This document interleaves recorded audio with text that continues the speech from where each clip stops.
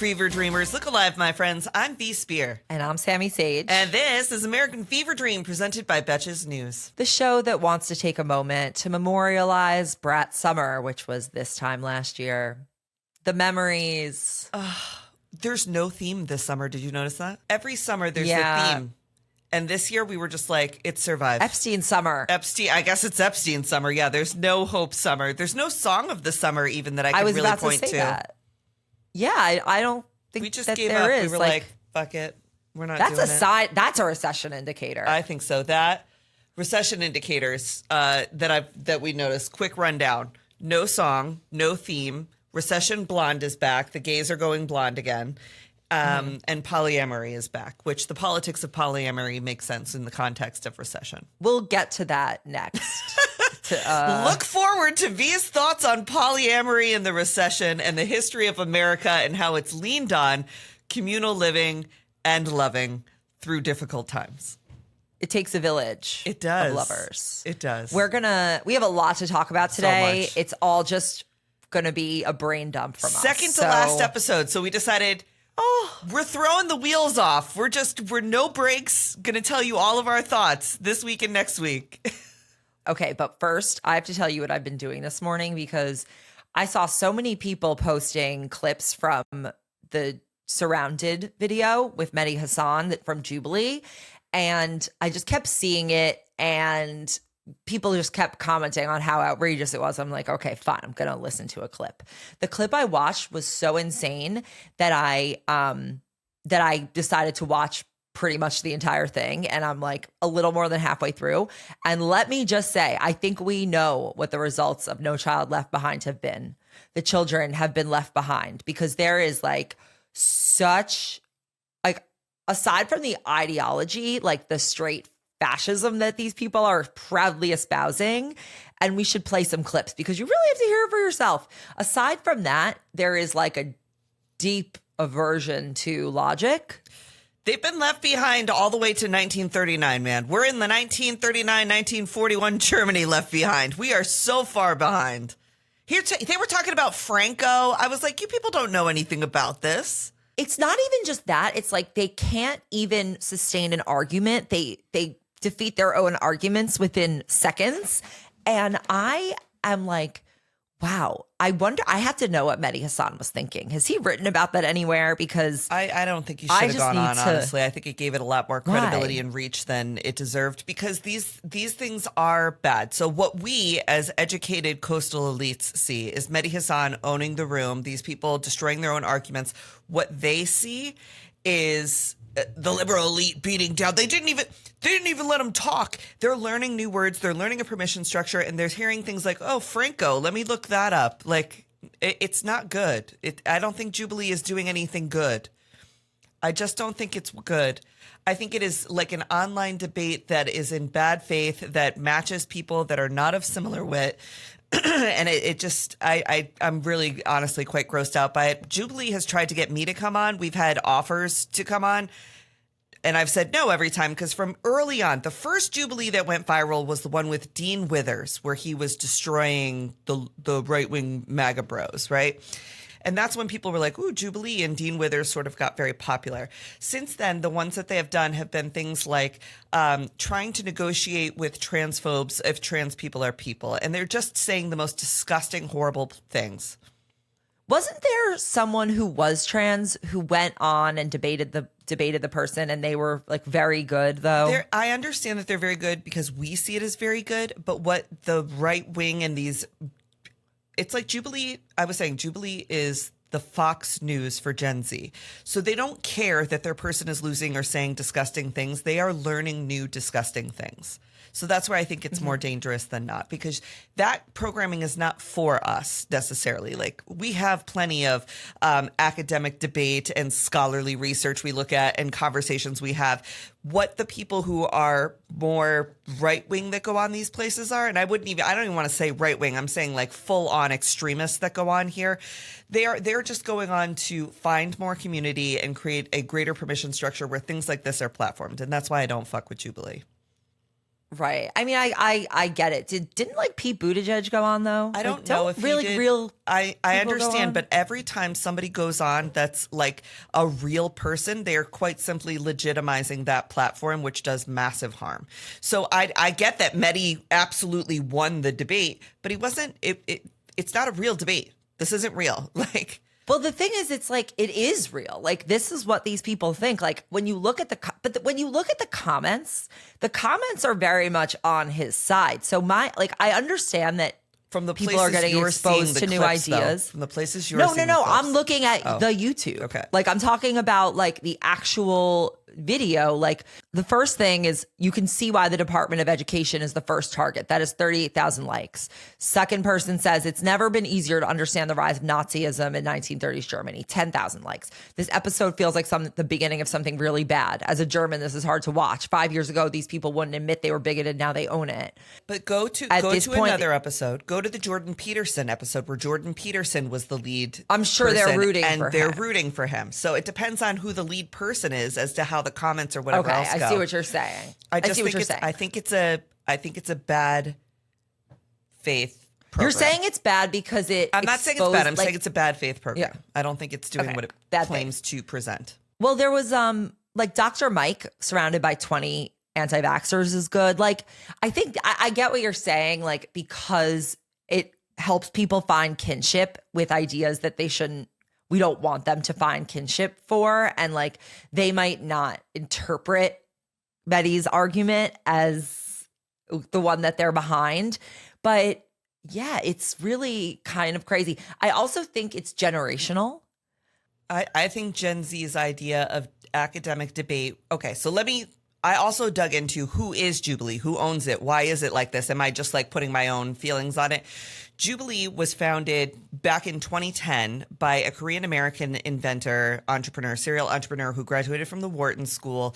Wonderful, educated, good faith guy when he started it, at least from what I can tell. And it was started as a nonprofit organization to teach nonprofits better storytelling skills on YouTube. And they did that for 6 years until 2016.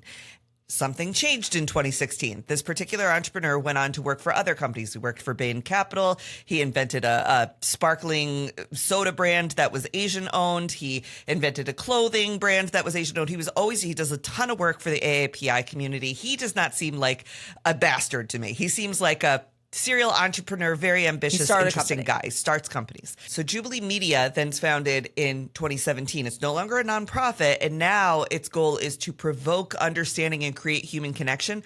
But in the last 2 years, what they've done is these highly volatile, insane debates. They've also The Surrounded. Yes, the Surrounded show became the most popular one.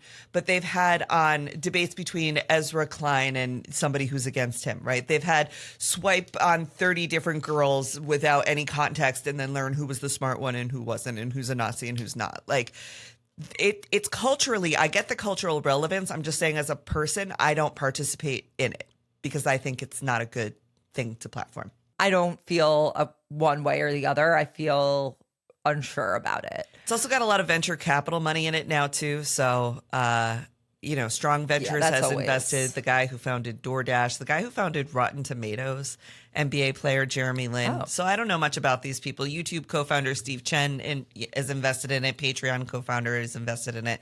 And I get it. And it's because it does really well on those platforms. And I think perhaps there was a good ethos or idea behind it to take the academic debates we have in universities and colleges and bring them to the YouTube world.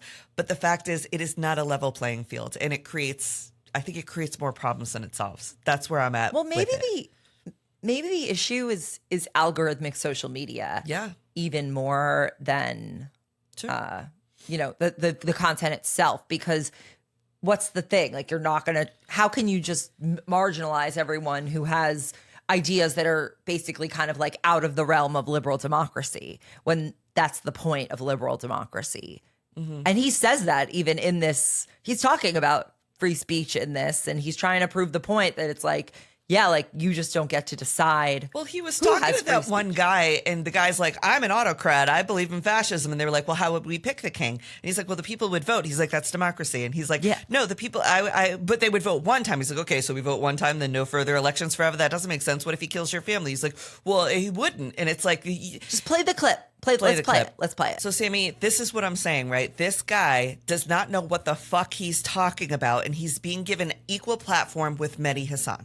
And I don't think that's is it normal. Equal though, because Medhi Hasan is the center of the show, but that one person represents the thoughts of the surround until they vote him out. But yes, they all do believe that because they're all clapping. But to Medhi Hasan's point that he makes, I'm happy that people are so open about it because at least we can see.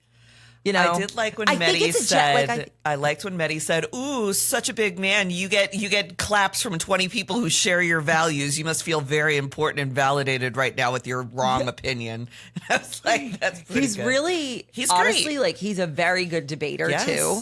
He really knows his facts, although people who go on there really know. Well, you're given the questions and you get to decide ahead of time. I'm going to tell you because I've seen the back end. You decide the big arguments. You decide the big arguments, and you get to prepare what the facts are, and you get to dismiss somebody if you don't want to talk to them anymore. Okay. I mean, so you're going to win fair. If you're the person who's in the surround. That's not true. You're going to win. You won't necessarily win. You do. You have a significant advantage. Who was the trans person who went on and won? I don't know. You have a I don't know any trans person who went on and won because the trans thing was against Michael Knowles, and he ended up saying the most insane fucking things I've ever heard in my life, and it was really detrimental.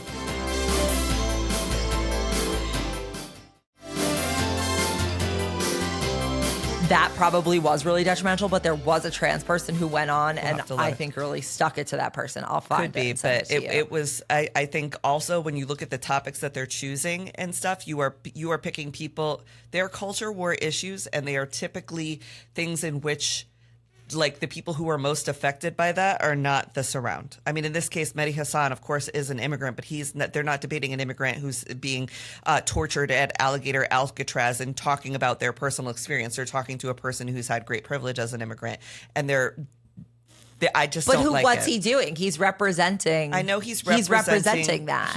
He is, but that's not what he's representing it to some level, but he's not actually representing that. He had a very different path than the people who are in Alligator Alcatraz right now. Yeah, but no one in Alligator Alcatraz is going on the show. But he's there to like share what it. What I'm saying is with this Jubilee thing, they're trying to equate that this represents all of one side or all of the other. And I continue to, my aggravation with it comes from the Michael Knowles episode, especially because he was saying things that then people went on to create as fact. Continue saying. Right. Against trans people. Yeah, no, I see your point. Honestly, yeah, it's, I mean, that's like half of what's online. And that's the thing. That's why this show does so well, is because that's why I'm calling it Fox News for Gen Z. It is the same formula. It is culture wars. It is sound bites. It is trying to get your little thing in. I saw a theory that Gen Z might have lead poisoning because of vaping. Ooh. Well, they do call them Zoomers. Some of them are boomery. It's an interesting thing to watch what's going on with Gen Z and the boomerification of Gen Z. The fact that they did not understand what the Gen Z stare was, I think, speaks to the lack of self-awareness that the generation has overall. They were like, yeah, because you ask stupid questions. It's like, no, it's because you can't do small talk. It's because I say hi to you and you're working at the counter of wherever it is. And I'm like, hi, I'd like and you're like, just like they look at you like they hate you, and it's like, okay, I don't care. I think they're so wildly insecure. I think the boomers were narcissists, and I think Gen Z has been taught to be wildly insecure because they have been surveyed their entire lives. They have been perceived and put online and criticized and exposed and vulnerable from the day they were born, with or without their consent. Their parents putting them online primarily as a generation, or being online themselves. So I think where boomers had the narcissist thing going on, whatever's going on with Gen Z has to do with the overexposedness they have to digital spaces, with or without their consent.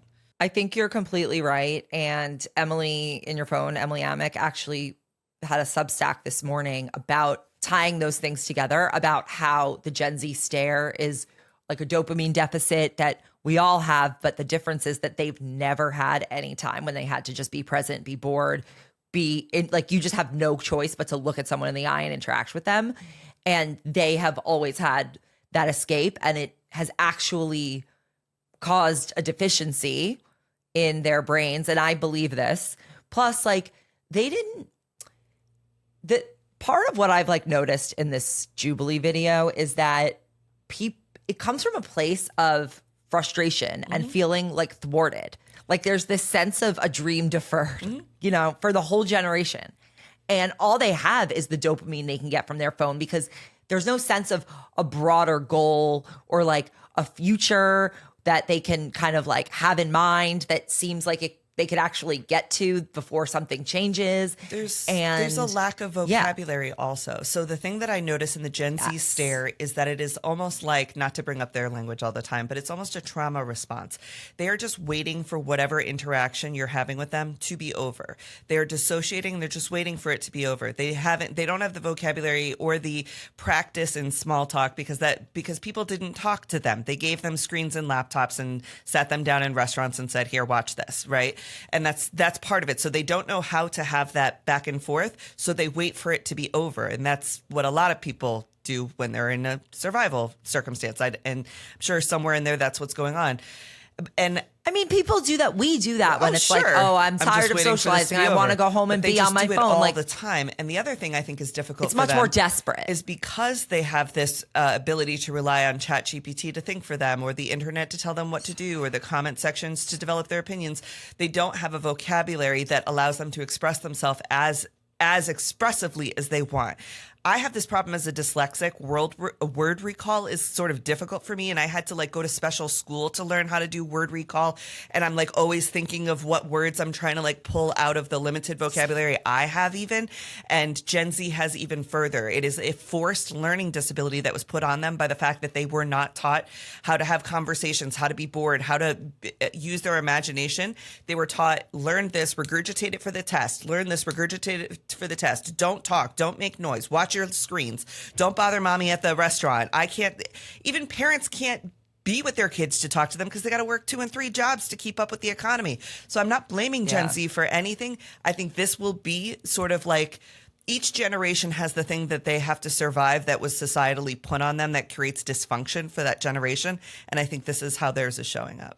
This is really bad though. Like this is actually like, it's attention fracking. It is destructive of people's experience, and it creates externalities in society, even if it's sort of like appears harmless because all it is the phone. They're not.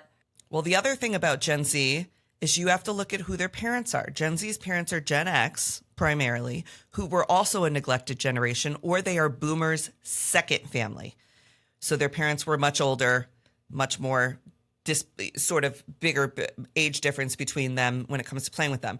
When you look at what's coming up with Gen Alpha, you're seeing a lot more millennial parenting, which is a little bit more, I talk to them, I play with them, gentle parenting. I teach them about the world around them. We talk about our creativity and social emotional learning, and we'll see how we fuck those kids up. I'm sure my kids are going to be messed up. They're going to be too nice or too people pleaser, whatever's going to happen that we do wrong. Everybody does something wrong. But I think that's the difference between I think it's the difference you see between Gen Z and Gen Alpha is Gen Alpha does have more vocabulary. They are more conversational. They're a little bit more interested and emotionally connected than Gen Z was allowed to be. Well, I think that parents do try to limit screen time or use it constructively. To not do that. Right. Well, because we had a lot of education around like cyber safety, I think. Like there was this idea that like the internet was not this, the technology was like good, but it wasn't 100% like definitely safe and you should be careful. Like there was a sense of care around it that I think they didn't get. But to your point about vocabulary recall, I feel this too. I feel that I used to have a really strong vocabulary, especially as a child. And now, like, especially in the past, like 2 years, I cannot find like the exact word I want to find when I know. And like what I find it easier to write or to text because I can like think of the exact word or Google like synonym for the word I'm thinking of. You read a lot of books. You're a big reader. Yeah. So and I don't read as many books, but I read magazines and things, but it's like that they're not reading books either or magazines. No. And I think that really hurts even more. Well, what I read is that the reason they can't read books is because they can't keep like the memory back. Yeah, and I find that even when I'm reading, I'll sort of have to like look back in, like I was reading something, actually a very good book, The Wedding by Dorothy West. It's not a new book, but it's like a kind of a classic book, very good. And the author had like repeated the same phrase within, I don't know, 5 chapters. And I was like, wait, like, did he say that before? And I'm like, I went back and looked for it because I'm like, am I crazy? Or am I hearing this again? Yeah. You know? Yeah. And I get, that's obviously like a literary device, but that affects your comprehension, you know, and your ability to just like read through. I buy books and then I look at them like trophies. I buy them and I think that because I bought them, like I know what's in them, but I don't. And then I never get to them. And so many people send me books and I'll like kind of skim them and I'll get ideas from them, but I won't read the whole thing. But I bought a book recently and it is because I have difficulty with vocabulary and I'm recognizing that my writing is suffering, my speaking is suffering, and I don't know why, but I don't want it to happen. So I bought a book that's like for high school people studying for their SAT. That's like a vocabulary book. That's literally like, here's a couple different words to use instead of these words. And I'm like trying to rebuild vocabulary at 42. I get the word of the day email. See, that's good that doesn't too. Really, they're a little fun, obscure. Though. They're like a little too obscure. Yeah. Like I'm not going to use those words. Well, Natalie's super smart, so she always has to correct me too because I'll pull a word out and then that's not what that word means. I'll be like, there's precocious. Like, she's like, that's not what you think it means. Don't. Yeah. There's also like a level of nuance with vocabulary. And I think that is, and I notice when people talk in comments, replies, like there's a lack of reading comprehension because people don't understand the nuances of vocabulary. There's also a word of the day. I think I've said this before. Do you notice that people start using the same words and same phrases all the time? At one time it was narrative. Now it's like, you know, like there's always like some word that everybody uses. It's also people, because the algorithm pushes more extreme, like more, I don't know, less nuanced content. People also talk in extremes. Everything's always, sometimes, always, never. Everyone, all the time. That's not how it is. Like there's millions of people in this world. Pretty much nothing applies to everybody. Right. Yeah. So I mean, that's my American fever dream right now, trying to rebuild vocabulary because, it's important. We've been left behind. I think we've been left behind, but look, I think there has to be a pendulum swing to reason and nuance eventually. And people who like don't want to use ChatGPT. I know. Like I think that when there's so much AI slop, humanity shines through more because it can't capture. I saw this tweet that was like, the thing that's funny about most Photoshop jokes is that somebody took a stupid idea seriously enough to invest the time to make it. If you use AI, it's just like, yeah, I guess that's what it would look like. And it's like, yeah, you can't do satire. Can't do like visual gags. And this all ratchets up to, I mean, I'm doing my Harvard fellowship thing now. I imagine kids who are in college right now are having the same experience where the professors and the teachers that I talk to are so smart. And then when I have to hand something in, I have like humiliation fear that my grammar is going to be off, that my words aren't right, that I don't know how to interact with them. So I end up just like sort of trying to like copy them. Gen Z stare. I Gen Z stare them. Exactly. And so it's like, I'm realizing that this is happening to me. It's happening to you. We need to work on it. And I do think it comes back to like just having in real life experiences. Like we have to get offline and maybe I'll post on the Instagram that book that I bought that helps you with your vocabulary for anyone else struggling. Because it's frustrating. Wireless weekend mornings. It's what we do with my niece who's 3, right? She has difficulty expressing her emotions. So what does she do? She throws a toy because she doesn't have the right words. I'm doing the same thing as a 42-year-old. I can't find the words, so I'm like lashing out. And that's what everybody's doing. And so it's like, okay, we have to just sort of like recognize that's the root of the issue. And now we know how to fix it. But let's move on. That's what they're doing on Jubilee. Yes, Jubilee. Jubilee's not the answer. Maybe we should make one.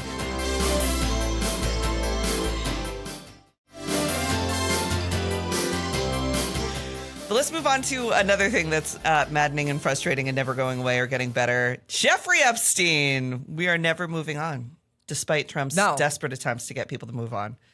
This is going to kill him. I am never moving on. Epstein gave him cankles. I mean, this has really put him in congestive heart failure. And we have to keep it up. We just have to. No, it gave us his cankles because he only would ever talk about this chronic condition that we've seen he's had for a minute because everyone's talking about Jeffrey Epstein. And let me just say, I'm not letting this go, not just because of him, because there are dozens at least of people who remain influential to this day, powerful decision makers who are advising, some of the, most important figures at this time. And they are part of this, or maybe they're not part of it and their name, has, murkiness around it. And this is fucked up. If anyone gives a fuck about bodily autonomy, if you care about kids, if you care about people who need things like food assistance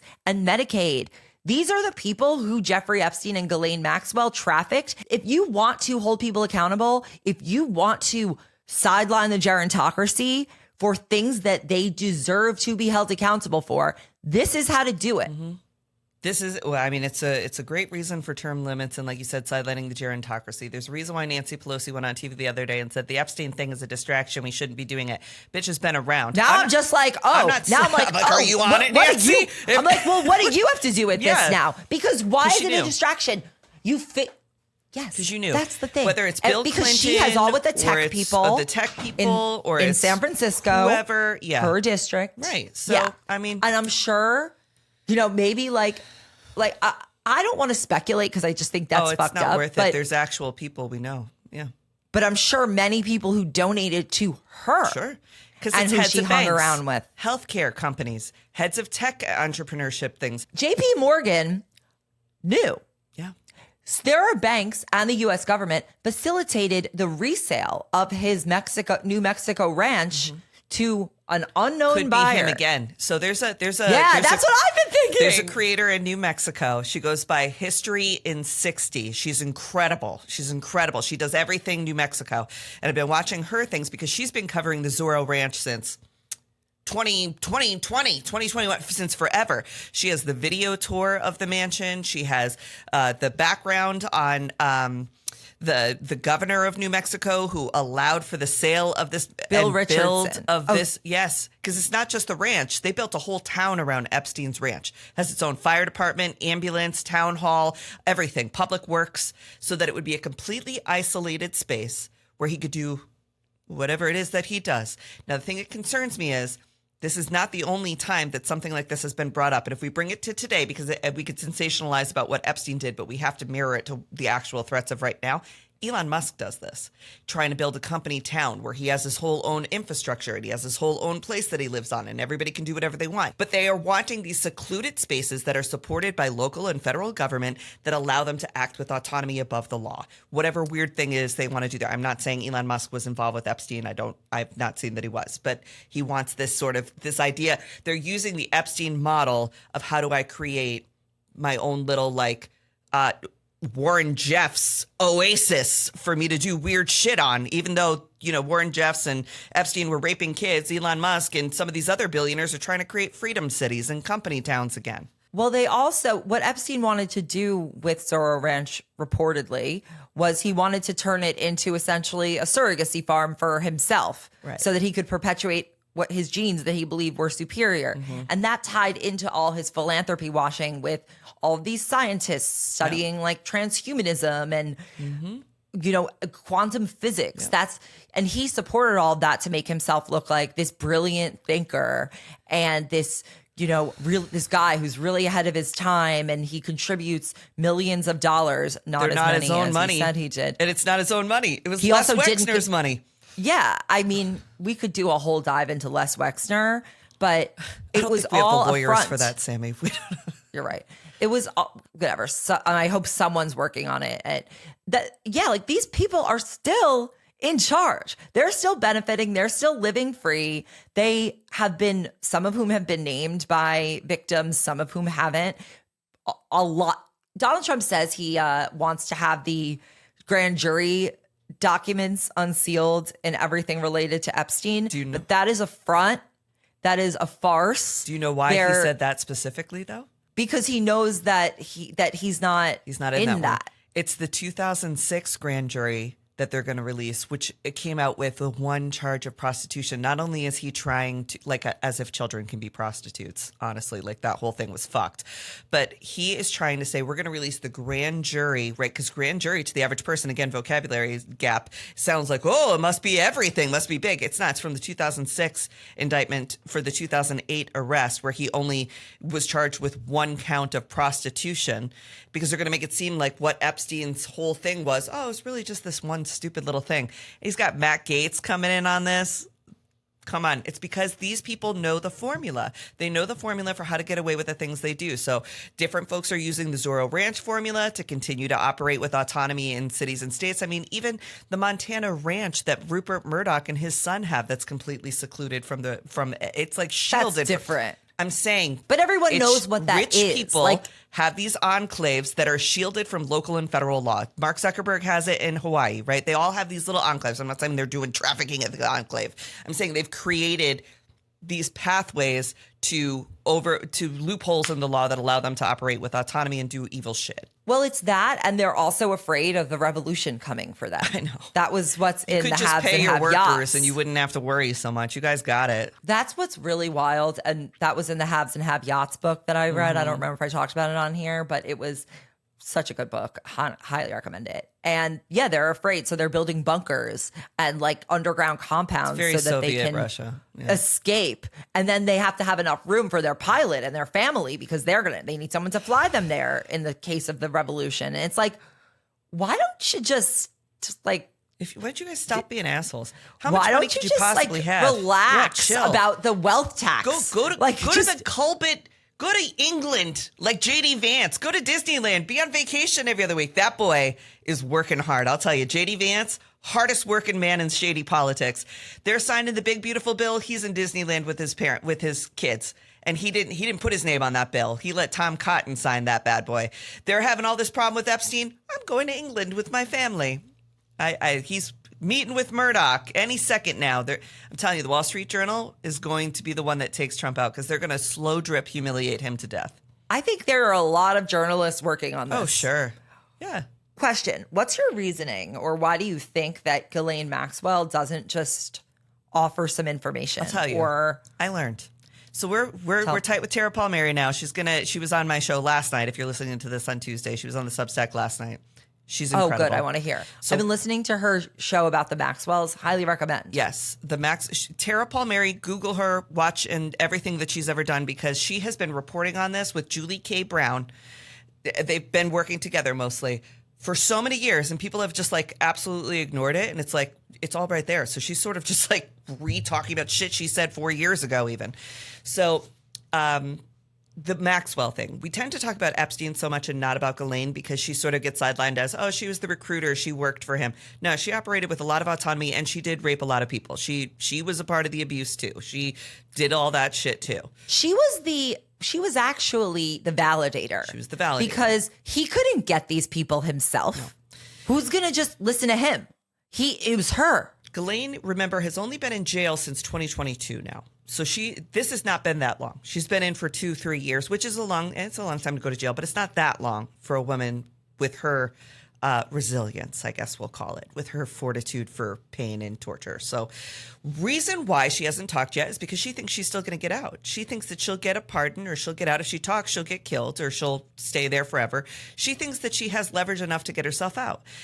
What they're doing right now, when she first went into this prison, she's in a Tallahassee prison, first of all. Even though she was convicted in New York, she's in the Tallahassee women's prison, where that Russian spy who was part of the 2016 Russian interference into our election was at, where Lauren Handy, the woman who was the anti-abortion advocate who had 5 fetuses in her freezer, she was down there.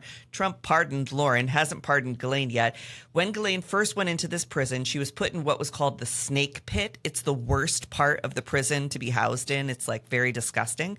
And she was able to somehow get herself put into the honors dorm and was allowed to get a job at the library. So every day she gets a personal security escort to and from her job at the library, where she gets to read books and hang out in the library.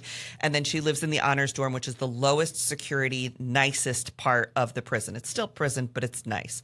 And so she is essentially I think, not speaking because she is getting special treatment in prison right now that is making her stay a little bit more comfortable, certainly not as comfortable as she's used to. But I think that she is being taken care of in there, and that's why she hasn't spoken yet.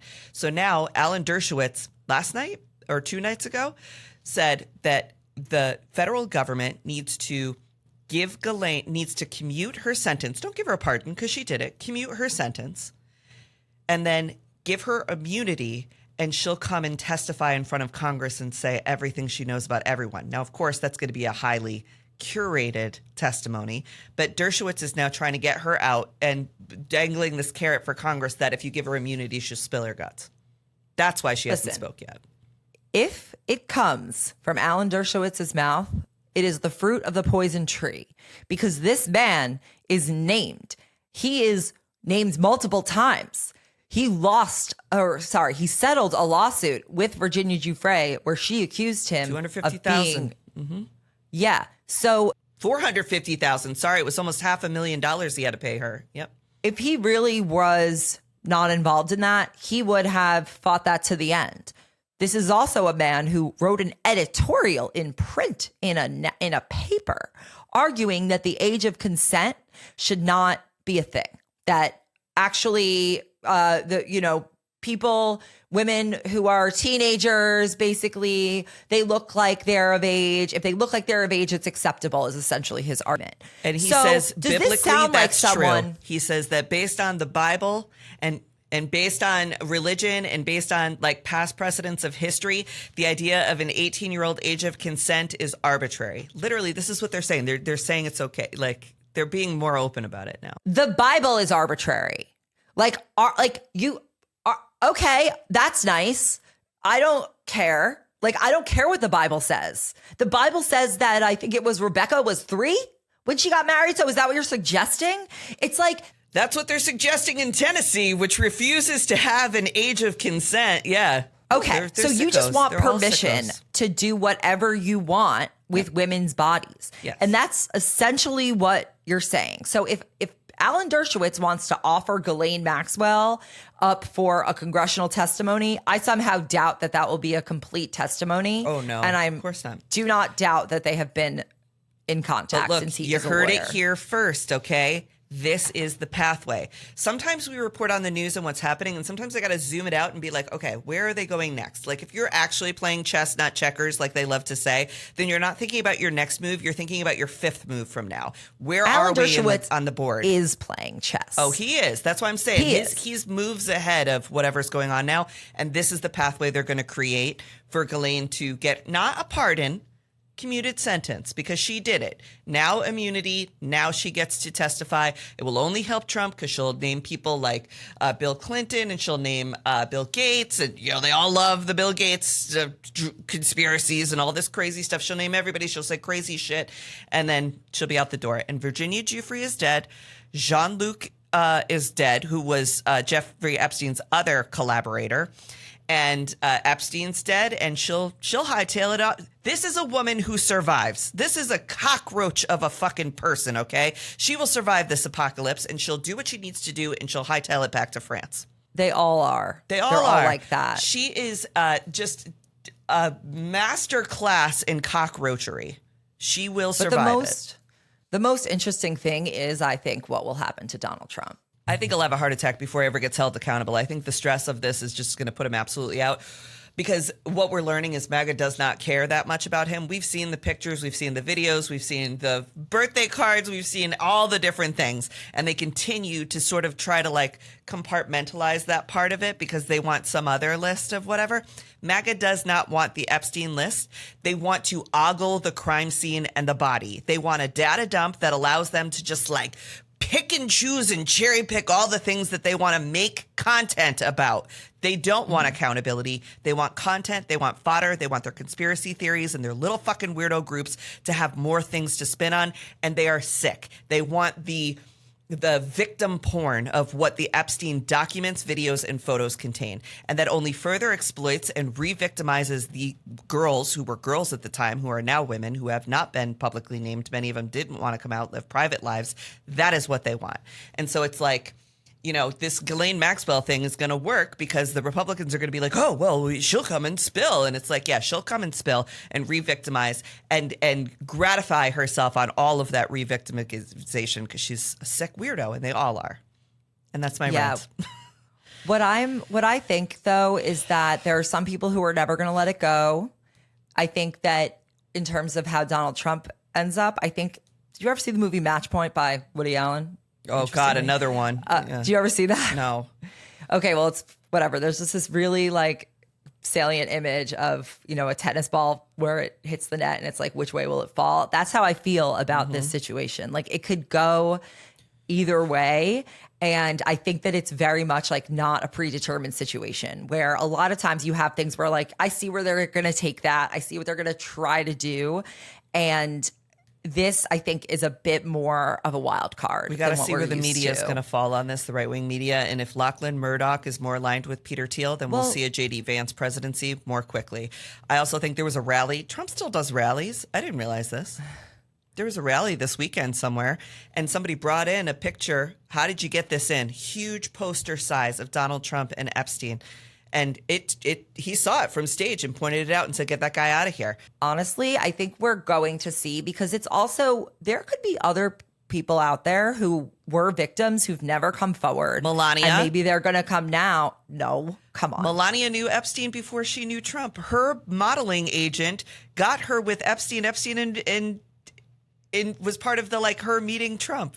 And in 2000, they did a practice run on her being first lady. In the year 2000, when she was just Miss Noss, when she was just the girlfriend, they did a practice run on what a Trump run for presidency would look like and how she would be cast as the first lady.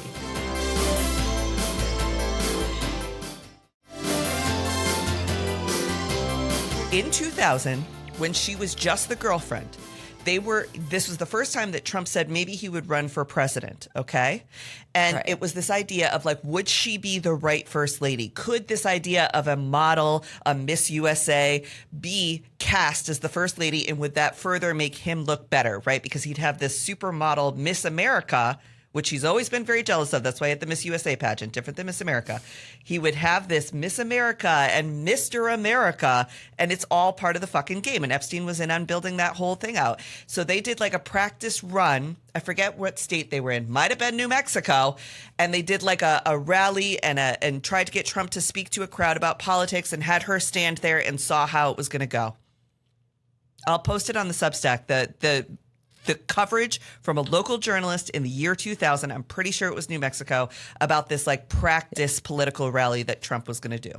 That's very interesting. And something I do want to call, just that I've noticed, is that so much of this was enabled by the fact that there was not social media. Mm-hmm. And given how much evidence there is of Donald Trump being with Jeffrey Epstein in an age where there was no social media, I think that people are expecting that there is going to be 2025 standards of evidence of them being together, but no. You gotta look. There had to be a news crew that was willing to be where they were to capture them together. You're exactly right. Or photographers. And the news did not do this shit. I'm remembering now, if we actually want to look for evidence, we need to look to the rag magazines. You got to look at People magazine when Donald Trump was being photographed for that and see how many times he was with Epstein and what he was doing, where he was going. Local news who was talking about this fake political rally they put on to practice him running for president. Stuff like that's going to be where you find it. Now, he was my keynote speaker for my graduation from Wagner College in 2004, and Melania was there. I don't think they were married yet. I think they were engaged when that happened. And she came and was very much floated in, they had her Princess Diana set up, and she sat and she performed well, and he pointed to her and people cheered about her. She was a literal trophy wife. She gave him a lot of shine on his dirty scumminess, right? And then The Apprentice was out at that time, and she was sort of involved in that.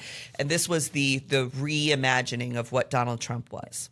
I do want to call one attention, speaking of presidential spouses, to Hillary Clinton. Because can you imagine what she feels like right now? She got fucked by two presidents, by her fucking husband. Here's the thing. She can't even say anything because her husband is involved in this. It is so clear. And it's also It's also when Epstein started hanging out with Bill Clinton that people started becoming aware of Jeffrey Epstein. That's when people were like, who's this guy? So she got screwed by Bill Clinton, and then she got screwed by Donald Trump and continue. Like, I cannot even imagine how pissed she must be. Like, if I were her, I would just be like, I would need to enter a rage room every morning to start my day.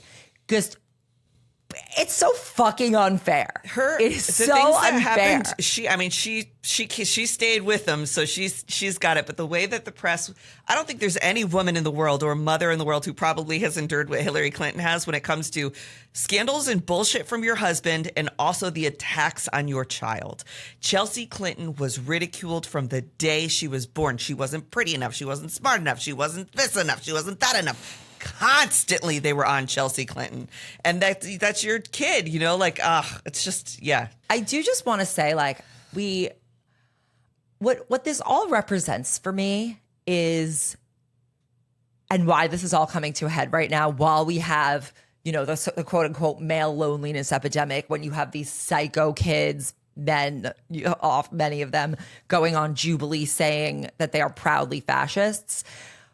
I feel that this is like the end result of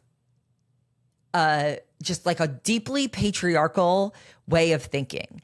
And what you have now also with like the gender gap in dating and women like not wanting to get married as much is that these men are mad that they can't just have their way with women of any age at any time.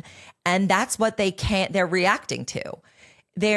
There's just this deep emotional immaturity where these old men want to be with young women who are, or no, not even young women. They want to be with teenagers. Like, all of them are emotionally arrested at age 16, and they want a world where they can just get whatever they want. They get to decide who's the president, who's the autocrat. Yeah, sure. They're fine with autocracy as long as they get that. They're fine with men who are 50 or 80 raping, yeah. Or younger, like, and then, you know, letting them maintain positions of power. Like, that's what this is. They're just mad. Look at Bill Belichick right now. Bill Belichick, one of the most revered football coaches ever, completely legacy destroyed by having to be with this like super young girl who's crazy and all this stuff. Here's my thing. They call it the male loneliness epidemic. They're like, men are so lonely. Women don't want them. They can't have this. They can't have that. Ain't no lesbian loneliness epidemic. So it is you guys, okay, right? Because what do we say? We say there's a mask shortage. There's not enough lesbians to meet other lesbians because we're so unlonely because we treat women normally. So it's like your male loneliness epidemic. If it was truly gender and relationship based, lesbians would be having the same problem. And we don't have those problems because we provide basic decency. And we say, hey, I'd like to date you. Here's what I offer. Here's what you offer. I'd like to be an equal partner. If you take the trash out, I'll put the bag back in the can. It is as simple as that. And I don't know, maybe I should go back to teaching like social dynamics or something like in my friggin' early days where it's like, there are just, women are genuinely willing to accept the bare minimum, fellas, okay? At least do that and then dazzle them by doing a little bit more. But they don't. What they do is they get old, they get sick of their first wife, and then they want to start over at 20, and now they think they should be able to because they're like, all the things they couldn't afford and they couldn't get when they were younger, whatever hot girl they thought they deserved, whatever model, whatever lifestyle, they're like, well, now I can pay for it so I can buy it and I can own it. Another reason to topple the gerontocracy, fellas. If you're lonely and you're in your 20s, 30s, and 40s, it's because the boomers are still stealing your women, if you want to call it that way. They're stealing the women of your generation because societally and economically, women many times have to choose somebody that can provide for them or the life that they want to have, and you can't because of the gerontocracy. So there's no male loneliness epidemic. There is a patriarchal epidemic that is affecting you in the way that you can't compete. You're not getting a raise. You're not getting that job because those people don't retire. Or a house. Or a house. Or anything. And the thing is, be nice to girls and don't vote for old men. That's all. It's all you got to do. That's the thing. It's like they want, and you have 25-year-old men who want to be able to treat women like the way that those 50-year-old, 60-year-old men treat that same girl, but they're paying her. That's the difference. Also, is that they want a can't. mother, and they don't want to leave they also, the nest. Yes, that's another which thing. I think plays into they the expect boy mom the woman. Trope. Yes, they expect the women to, because they're emotionally arrested. Many of them, not all. I don't want to say all. We're talking about the problem boys. We're not talking about Avi and the nice guys. Yeah, no, I'm talking about like the trends of that, like that feeling sorry for themselves, but actually they have been economically screwed and socially screwed. But there's also this part of like, how can you expect them to mature when there's no means for them to mature? But then they're expecting mothers from the women, and the women have choices, and that's what they're mad about. So they're trying to politically make it so the women cannot have those choices, so that they have to be chained to them, and then make trad wife content. So that seems appealing. I remember when I met my wife and we were just dating, and I had this thought, and this is why we don't have this problem in the lesbian community. I was dating her, and I knew she was a cellist and a soloist, and I knew that she was super educated and very smart. She's very pretty. And I was like, how am I going to afford this? And she's like, I hate when you say that. I never asked for that. And I'm like, but in my soul, I was like, I really want to make sure, I love this girl so much. I really want to make sure that she has a comfortable life, that she feels like I'm contributing as much as she is. And like, I respect her profession and like everything that goes into it. Cello is expensive. Like, what are we going to do for kids? Like, who's going to stay home? How are we going to do this? You have to think that way. You have to look at the woman that you love and be like, how do I afford this? Economically, emotionally, sexually, whatever the case may be. But it is on you to do that work, or that's why you're lonely. Scott Galloway's writing a book about masculinity, and he talks about this a lot. He talks about how it's about like the protection. It's like, if you want to be masculine, you want to feel like that big man, you have to show up in that way and make it happen. But again, the reason that it's difficult is because that generation has been so disadvantaged in this way. And the people like Joe Rogan who are exploiting them are incredibly wealthy. And so they can act like this, and old, and they can act like this. And well, that's what pisses me off. They also they got rich sooner, but it's like the older generation has the power and the money and the whatever. Then we have this like 40s and 50s people like Andrew from The Flagrant Show, Andrew Tate and Joe Rogan, who are still making men just younger than them think, oh, you're almost there. Look at me. I'm 42. You're almost there. You're almost there. You got to listen to me, and then you'll be almost there. Give me your money, and then you'll be almost there. I'll teach you the keys to success, and then you'll be the next person to get it. And it's like, you're never going to get it. They're exploiting you too. When I found out that Andrew from Flagrant was 42 years old, I was like, I thought he was like 25, 26, because he acts and he surrounds himself by such young people that I was like, he's married and has daughters. Like, it's such a show. Like, Andrew from Flagrant, I was shocked because I thought I felt like he sort of models himself as a young person, and then is like, look how successful I am. Just do what I am. Listen to what I'm listening to. And I'm like, you are living two lives, my boy. You are not an authentic person. Well, they're all making a show. They're all making a show always. Tucker Carlson, Alex Jones, it's all a show. They know it's a show. Mr. Beast is very unhappy, apparently. He doesn't like what he's created for himself. He finds it very difficult. Because the internet is soul-sucking. Unless you really do use it, like Philip DeFranco's I have an good. Internet company. Philip DeFranco, Hank Green, they're married guys, nice guys, successful, normal dudes, good dads. Look, it's not impossible to use the internet and make money on it and be a normal person. Like I think that like I have somewhat succeeded in that. But I do think there's an element of like, first of all, women don't get as high as men in media, digital media. Like, think about how many male giants you can name and how many women are there. Just way fewer, and they're not as big. And I think part of that is that like they can avail themselves of the algorithmic advantages so they can exploit them better. Women can do that, but it doesn't take you to the same heights usually. It takes you to jail, like Ghislaine Maxwell. Or it takes you to jail, Holmes. like Elizabeth Holmes. So women, I think, can use it a little bit. Obviously there's exploitation, but I do think that many women are more organic in how they use the internet because there's not as much like money behind it. And we have friendships that are extremely vulnerable and emotional, right? So like, we're going to hang up from this hang up. We're going to hang up from this podcast and we're going to text all day. I've got like 16 different group chats, right? And then I chit chat with the lady who lives next door across the fence. Like, again, it's about that in real life connection, and it's more important than ever, especially for men. Also think about how when women try to monetize their content, people are like, oh, like you should, yeah, she blah, blah, blah. But men just, oh, of course, you get that bag. We should start selling protein powder. Our next show is going to be Toxic Bitches. Next week. Next week we become fully unhinged. Next week is our last episode where we'll be talking about even more women who have gone to jail over things that Donald Trump has called a hoax. So why women are held accountable. We'll have more hot takes for you next week. This was super fun. So fun. Next week, I want to hear about Plymouth Rock. Yeah. Oh, biggest scam in American history, Plymouth Rock. Tune in next week for that. Until next time, I'm V Spear. And I'm Sami Sage. And this is American Fever Dream. Good night.